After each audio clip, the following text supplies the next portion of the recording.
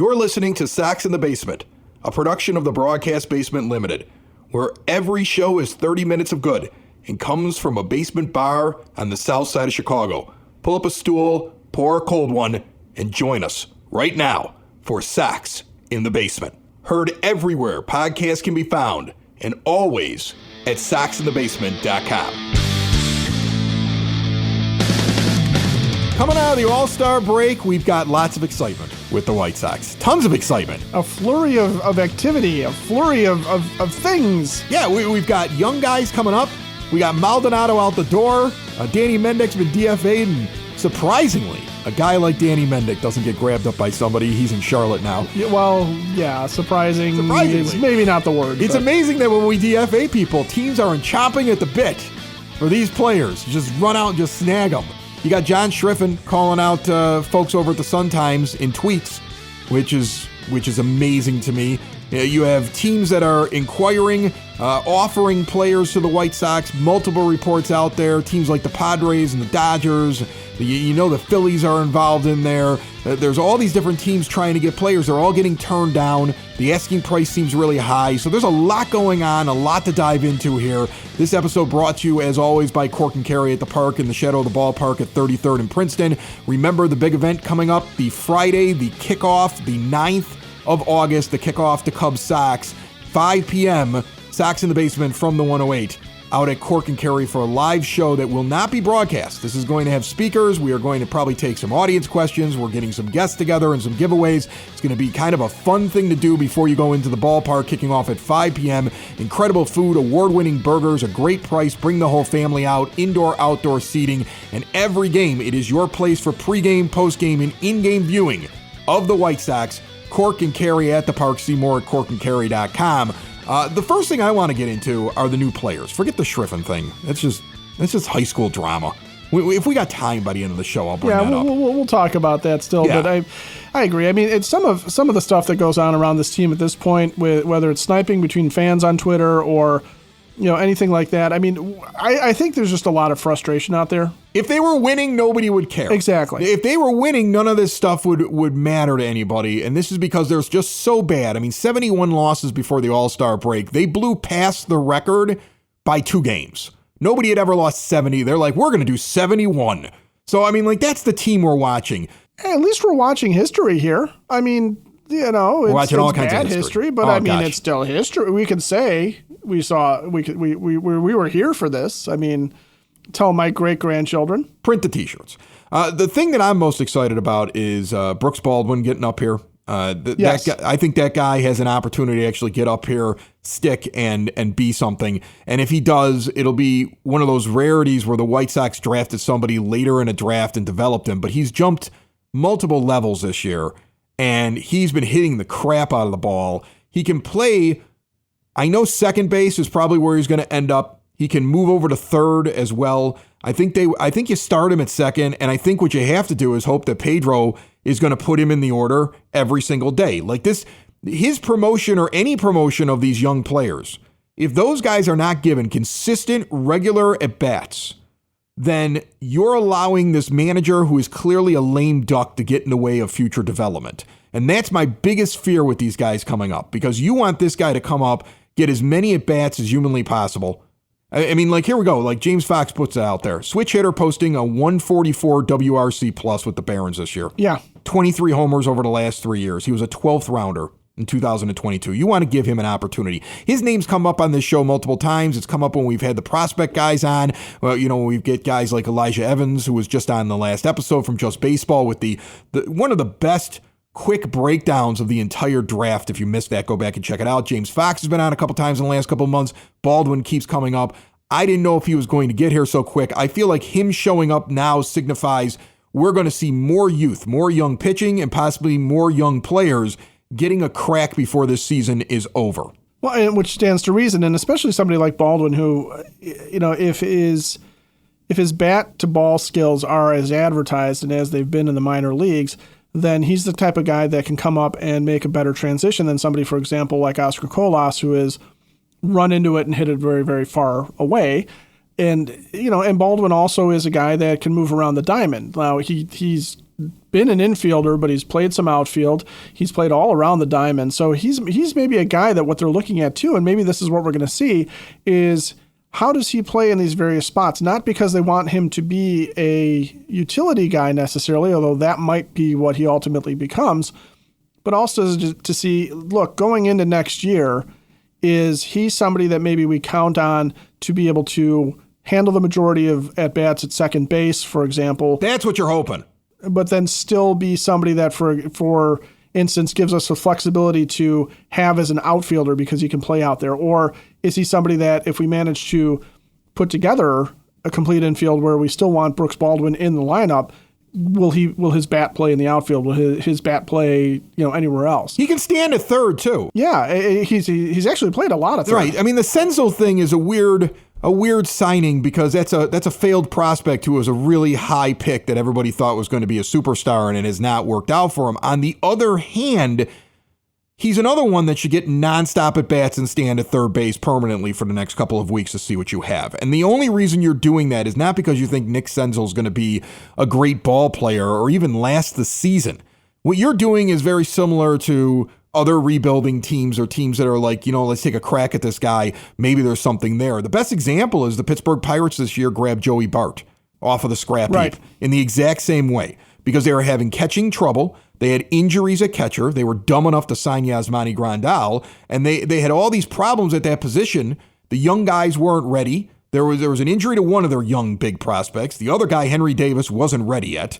And Grandal couldn't start the season, and they had all kinds of problems. So what do? They grab a guy that another team gave up on who was a high pedigree, high draft pick that had just not panned out. If you look at Joey Bart right now, over the last couple of months with the Pirates, is finally exactly what everybody thought he was going to be. That may happen. You probably got a 1 in 10 chance or a 1 in 20 chance that it happens. But you take a shot in a season like this in the hopes that it'll happen for you. So you bring Senzel up. I think you stick him over at third base and you let him play there for the next couple of weeks. And you let Baldwin play second base for the next couple of weeks. And you give these guys a legitimate opportunity. And your manager should not be, they played last night, so they need 2 nights off. You cannot do this. At this point, you're going to lose a ton of games. The mandate from the front office has to be, we sign this guy to see what he is because we want to make a decision on him and move to something else if he isn't what we want him to be. And so that's what you have to do, because in 2-3 weeks, you want to be able to sit there and say, okay, we know what Senzel is. We think he can do it, or we want to keep him around and see more, or you're releasing him. And then you're making another move. I think he's the guy now that stands at third base until Moncada is ready. And if he lights it on fire, he keeps it. And you're like, wow, we just did what the Pirates did with Bart. And if he doesn't light it on fire, he won't be on the team in a month. Well, and the third possibility, too, is that you have an opportunity to give Nick Senzel a chance to rebound his season a little bit and, like you said, light it on fire, show he can do some things. Senzel's also a guy that can maybe move around the diamond a little bit, too. And so you might be sitting there if you're Chris Getz going, look, Danny Mendick isn't doing anything for anybody at this point, all right? So let me see if Senzel comes in here, if he makes an impact, and if he's somebody that then I can flip for somebody else even, okay? Because, again, signed a major league contract with the White Sox, and he might be a guy that a team looks at and goes, look, if Nick Senzel, if the White Sox found something with him where he's playing adequately at least, maybe it's something where another team also looks at it and goes, look, I'll give you the bag of balls for this guy, or I'll give you the low minors guy, some potential bullpen arm for the future or something like that. And if you're Chris Getz, all you've lost is a couple of weeks of Lenyn Sosa not getting it done at third. And especially if you're done with Lenyn Sosa in general. Oh, they're done. They're done. After you see him have that nice little stretch that we talked about, and then he kind of goes in the dumps for a week or so, and they're like, that's it. That we cannot handle any more of this. He may pop back and forth between the organization, like the MLB and AAA is like a depth piece when guys are injured, but I don't think he's ever going to be in their plans again. And I don't know if it's the right or wrong choice, but a lot of the things we do on this show is like, what are they doing? You could see they identify him now as somebody that just is not going to be anything more than a AAA piece that can be brought up to the majors when they need a body that can take a couple of different positions. Yeah, because if he was really in the plans, you don't mind a slump off of him, especially in a season like this where nothing's going right anyway. So who cares? Because you're going to sit there and say, okay, well, let me see how he comes out of the slump. But the minute and they've been doing this with him consistently, the minute he goes down, as far as his productivity and his ability to get something done at the plate, they've sent him back. I mean, they've been really consistent with that. So I don't think it's something where you can look at that and say, okay, well, they're just giving him a chance to right himself in AAA. I think if they're going to do this, they're going to give him every opportunity to right himself in the majors. Think about what they did early on in the season with Dominic Fletcher, where they kept him in the lineup almost far too long, given what he was doing, but they really wanted him to try and work it out at the major league level, versus what they've done with Oscar Colas, where clearly they've given up on him. And, he doesn't even really get a chance anymore to show what he can do. They just don't believe in him. So I think all the proof you need is right there in Lenyn Sosa getting sent down just because he's in yet another slump, and also Brooks Baldwin being brought up then to get an opportunity, and then somebody like Nick Senzel getting signed, because if you believed in Sosa, you don't send him down, and also Danny Mendick just gets shipped to the bench if you want to bring Baldwin up. Or, Mendick gets shipped out and Baldwin gets brought up because, you're flopping that around.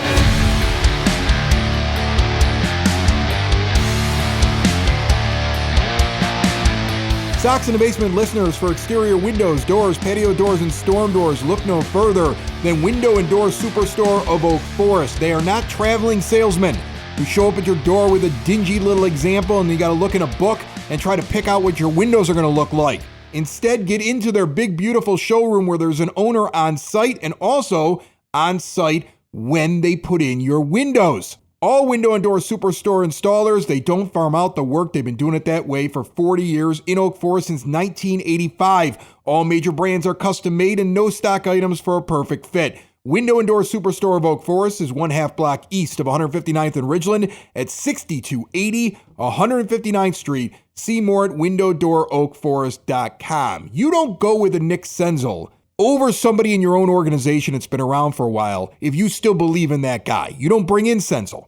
They as an organization decided that somebody else's trash that had not worked out but had a higher pedigree was better than the guy that they had stuck with and they were developing over the last couple of years. And it is shades of what we heard Elijah Evans talk about last week with the draft. If you look at what they did in the draft, again, I thought this was the most fascinating thing, and it's the direction of the organization now is to find pitchers that, and they use that word, humility. The team used that. Mike Shirley used that, okay? Guys that are able to be told, we want you to add this pitch. We want you to change the way you do things. You're now in the Brian Bannister system. We're going to make you great. And they don't push back. So they went and they got a bunch of arms they could develop, but they chased mostly, with the exception of a few prep picks, they chased guys that already had developed as hitters by being in college for a long amount of time, already have their process. They don't have to start at scratch with them because they've never been able to prove as an organization that they can take raw hitting and turn it into something. They are instead now interested in people that already have their process, may need to be tweaked a little bit, or that they think they can fix, but they don't want to start at scratch with hitters. So what is Senzel? Senzel fits that. He did make it to the bigs. He has been around. They may, scouting-wise, see something they think can be tweaked. They can't restart him, but at least he comes from probably an organization before that may have taught him how to do the day-to-day stuff, which they always seem to lack at doing when it comes to their positional players. So like that move itself kind of reminded me of the conversation with Elijah on the last show. The idea that if they're going and getting hitters, they want guys that are right there near getting to the majors. In their draft, they want guys that have developed further. In most cases, even though they did take a couple of prep guys because of the high ceiling, they mainly want guys that are more established or kind of, have a process or a little bit more developed when they're drafting. And that's what they're looking for, I think, in trades, which is why you keep hearing of teams like the Padres and everybody else offering things to the White Sox for Crochet or Robert and getting turned down. Because a quick look at all of these teams that have been making these offers, the Dodgers, the Padres, the Phillies, all these teams that are supposedly knocking on the door for Robert or Crochet, their top 10 prospects are either pitchers, which they're already deep on and may not fit what Bannister wants, catching, which they already have with Caro and Lee. They think they're pretty sound there. If they take somebody, it's got to be somebody that they're convinced is going to beat one of those two out in their battery. They have so many other holes, they really don't need to look at catcher. And the majority of the position players are so underdeveloped, they're in A-ball. And they're years away from the majors. And that's why they're not making a move right now, because nobody's been able to give them a package that fits their new philosophy. Well, and I saw, Pat Ragazzo of Sports Illustrated saying Chicago's believed to be asking for at least 2 controllable major league players or close to big league ready pieces and 2 top 5 prospects if Garrett Crochet is going to be traded off the White Sox. And so to that point, when you look at say, the Dodgers, and what do the Dodgers have to offer? Well, their top position player, their top overall prospect right now is Dalton Rushing, who's a catcher, and Jose DePaula, who's an outfielder, but he's in high A. 19 in A-ball. Yeah. That's too far away. That's not what they're looking for. And Rushing, is he a guy that what you're looking at for a catcher then, is he a guy whose bat is going to so clearly play that he would, supplant Andrew Vaughn at first base, which, I realize I'm setting a low bar there, but is he a guy that you move off of the catcher position because of his bat? Well, the scouting report on him is that he's the kind of guy that you're going to like his bat more than you're going to like him behind the plate. So then what are you getting? You're getting a first baseman. And you're sitting there going, okay, well, that makes sense if you decide you're finally moving on from guys like Vaughn and Sheets, because you can't throw them in the outfield. We've already seen that, and I hate it. I hate it when they do it with Sheets now. I hated it when they did it with Vaughn before. So, again, he doesn't fit. That's the problem with the Dodgers. You've got him and DePaul up at the top, and then you've got 1, 2, 3, 4 pitchers coming next. And again, that is not a need for them. And then you have another catcher who again, they don't need. And then you go back to catcher, first base, pitcher, outfielder, and A-ball. The Dodgers don't have anything the White Sox want. That's why you get the report of they're asking for too much and they're turning down deals right away. It doesn't fit what they're trying to do. Well, and it doesn't fit what they need. So they need, and I'm sure what Chris Getz has probably said is like, okay, Andy Pages, give me that guy, an outfielder that we can develop, a guy who's already in the majors, who's got, a seemingly high ceiling and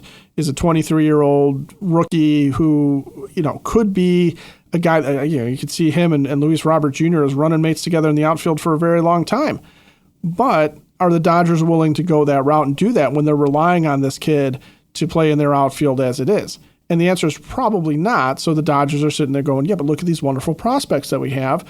And Getz is rightfully so saying, no, I'm not interested in waiting 5 years for a guy because I'm not doing that. I'm not rebuilding the way that people have historically rebuilt. I'm not waiting on guys who are on high A. And he doesn't need to trade these guys. We keep saying he doesn't need to trade. He doesn't need to trade. If he waits till the offseason, he now will be trading a pitcher in Crochet that still has 2 years of control if he really, really wants to get, like, if the thought process in the front office is, okay, we're a major market team. The draft doesn't set up very well for us. There's all these restrictions. That's why we can't even draft in the top 10, even though we're going to have the worst record in baseball history.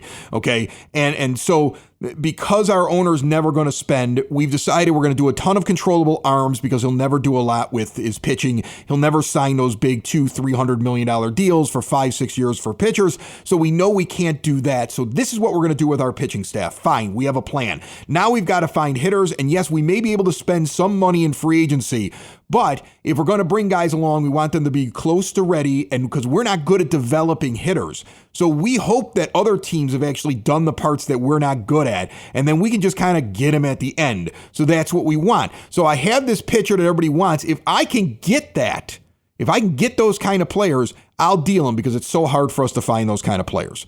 As an organization, it's our shortcoming. If that's the justification, fine. But you will have a pitcher then in Crochet with 2 years control who have finished out what looks to be a spectacular season and will probably be more valuable than what Dylan Cease was, because now he will have no innings limits on him. He will have finished off a good year. He'll be ready to go, and he'll have 2 years control instead of 1 year of control. And so then you sit there and you can hold up anybody that wants to add him as a pitcher on that deal. Now teams that may not be in the competition market this year, but are trying to build their roster and they're looking for the next couple year window, you add teams that may be interested in Crochet if you wait till the offseason. Plus, I think you increase his value because you're not dealing with this innings limit that everybody really knows is there because the guy's never pitched this much, ever. I think that if Getz pulls a move before the deadline, and it isn't what we all know they want. It's a complete and total failure. He cannot take the best offer available. He has to take the offer that's right, or he has to hold.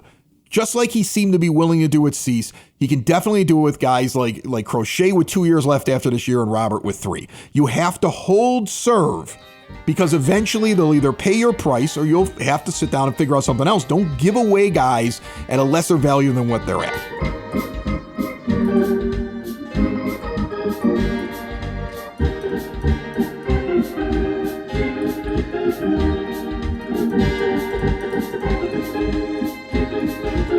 The Broadcast Basement On Demand Radio Network, which is basically a fancy way of saying podcast network, has been around for 6 years, and Sox in the Basement's one of the big shows on there. We've got a lot of shows that cover the Chicagoland area. Sox in the Basement, Future Sox, Southside Pod, the EP podcast, and so many more. And we've got millions of listener streams and downloads collected in just this past year. If your Chicago area business is looking for a way to get a message out, and you would like to do that at a rate of less than 1 cent per listener, ask yourself why you hear all of these incredible companies sticking with the Broadcast Basement year in and year out, because advertising works. If you're interested, have more questions, 773-653-4398. You've brought up the name Anthony Santander a few times. Yes, okay, as a guy that would be fine out in the outfield, and I would overpay for him. Right. Let's say his market value is 12. I'll give him 15 a year. I mean, that's really high for the White Sox. That would match their biggest contract ever that they gave to Benintendi. But I mean, you're going to have to start doing it. If this is your philosophy now, if your philosophy is we want to control pitching and we want to run them through the banister system and just have arm after arm after arm that we can deal with to get other players and that we can use to fill our rotation and our relief pitching staff, because they basically drafted an entire relief pitching staff in this draft, okay, of really high-end relievers. That's what they went out and did, because they don't want to spend a lot of money on pitching anymore. If that's your plan, you got to sign more of those deals. And I would give him that deal. I would be the highest bidder for his services, and I try to sign him early to fix one of my need positions. But you can hold on to Crochet, for example, or you can hold on to even Eric Fetty, for example, and sit there and say, okay, we were able to go out into the marketplace, and now we know that we have these guys in our outfield for so many years. We've got these guys in our infield for so many years. You mentioned Edgar Caro and Corey Lee as the catchers. We know that we've got those guys in place for their controllable future. You can target now with Garrett Crochet where it makes sense for them to try and get players back. So if you go into the offseason and you've discovered that Brooks Baldwin is going to be one of your starting infielders, and you think Colson Montgomery is going to come along at some point next year and take that shortstop spot, and your big gap are on the corner infield, well, then going to the Orioles about, say, Kobe Mayo and Samuel Basallo, who are, guys who can play those corner infield spots and look like they're going to be hitters that have really high ceilings and can be really high caliber guys in the MLB, that's where you target versus somebody who's going to offer you an outfielder, somebody who's going to offer you a middle infielder that you maybe don't want to bring along because you're not sure what you're going to do with him.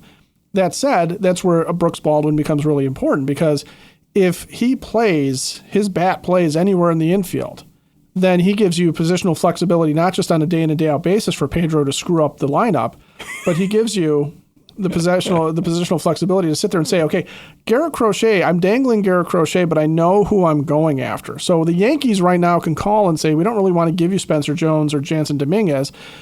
And in the offseason, Chris Getz can sit there and go, you know what, but that's what I really need. I really need an outfielder. So who's got the best outfielder that I can get that's going to give me the longest amount of control? And if Garrett Crochet is the cost of that, is that a worthwhile pickup?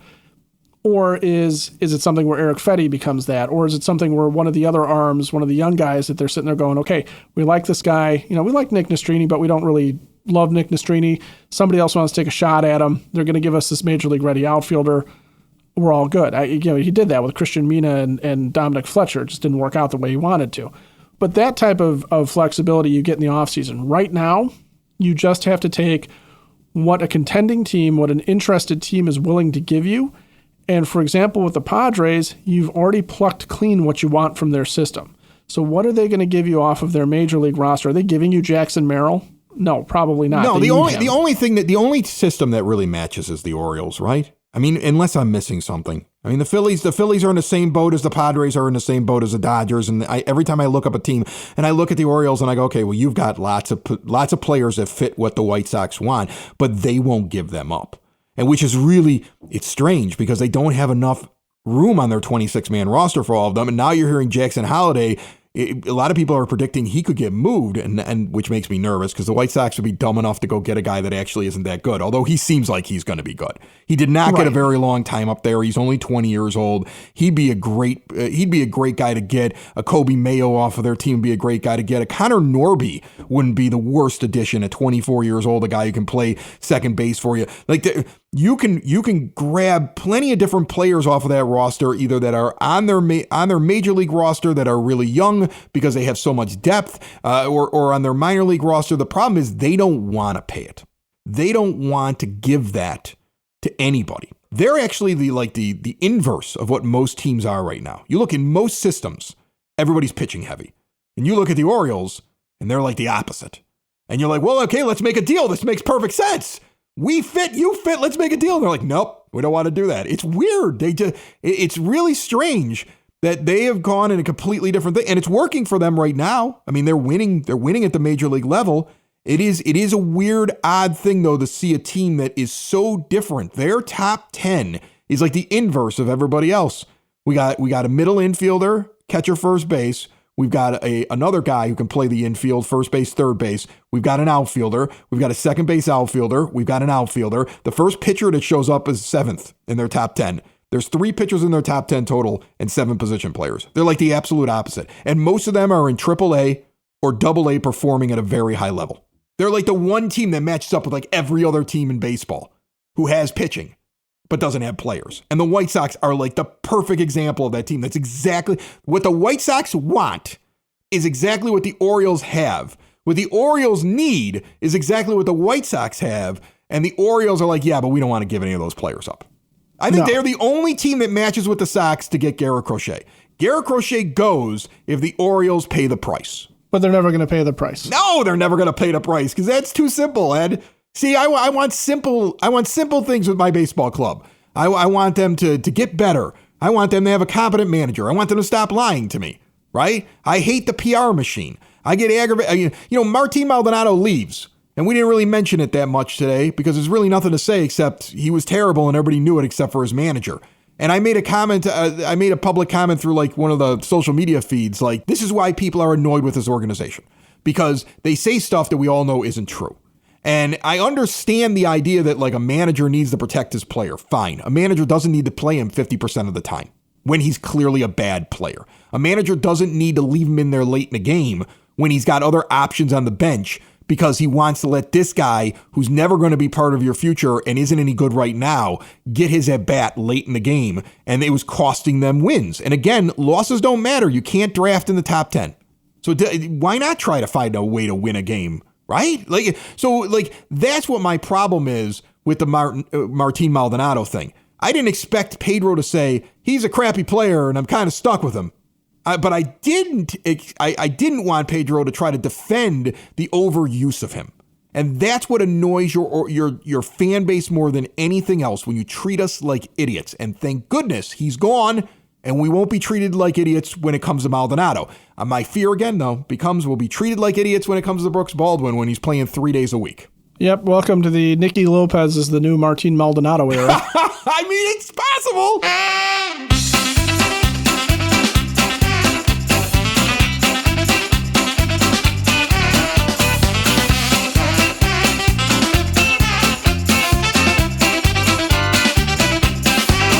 On the phone line with us right now to kick off the second half, the Sox nerd Dave Marin. He puts up all those incredible tidbits on the scoreboard during the game, and he comes on Sox in the Basement to give you even more in-depth stuff. And he's brought to you by the Village of Lamont. Want to experience a downtown with real history, great eats and drinks, and green spaces filled with adventure? Visit the Village of Lamont. Shop, dine, drink, explore, and check out their Quarry Summer Concert Series with performances this weekend and beyond at lamontdowntown.com. Nerd, what do you got for me this week? Chris, let's take a look at a few quirks in the White Sox 2025 schedule, which was released on Thursday.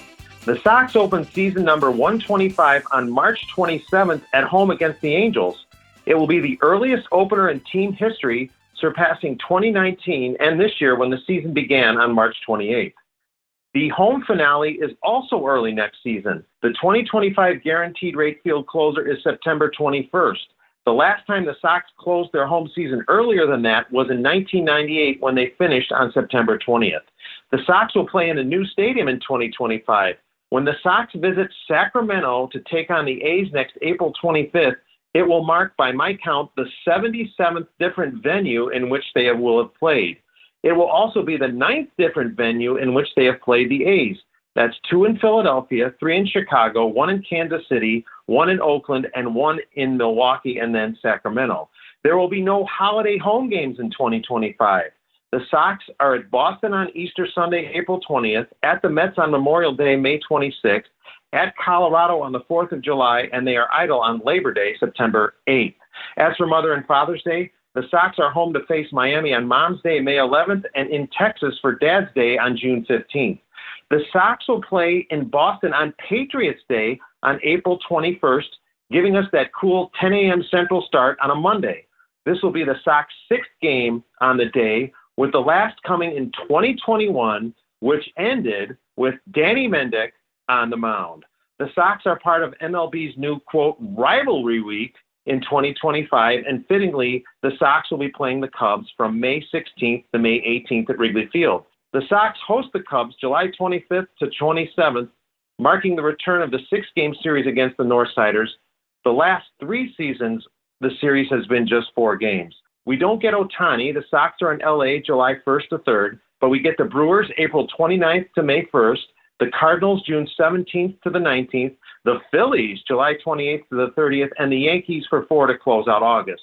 June and August have the most home dates with 16 each, while the Sox play just 9 home games in September. Before I get to my zinger, a reminder, you can access my blog at soxinthebasement.com, and there's plenty of Sox nerd material on Twitter and on the scoreboard at Guaranteed Rate Field. My zinger. Tuesday marked the 3rd time a Sox pitcher had faced the Home Run Derby champ in the All-Star game. In 2000, James Baldwin got Sammy Sosa to pop out. 5 years later, Mark Burley gave up a game-starting single to Bobby Abreu before Crochet with the Dodgers' Teoscar Hernandez on Tuesday. Oh, and one more. Martin Maldonado departs the Sox as the all-time leader among number 9 hitters with 58 homers. Of course, he hit 3 of those for the Sox. That's it, Chris. More than you probably wanted to know about the schedule, Sacramento, Patriots Day, and of course, Martin Maldonado. Sox in the basement. Sox in the basement. Sox in the basement. Sox in the Basement. Heard everywhere podcasts can be found, and always on soxinthebasement.com.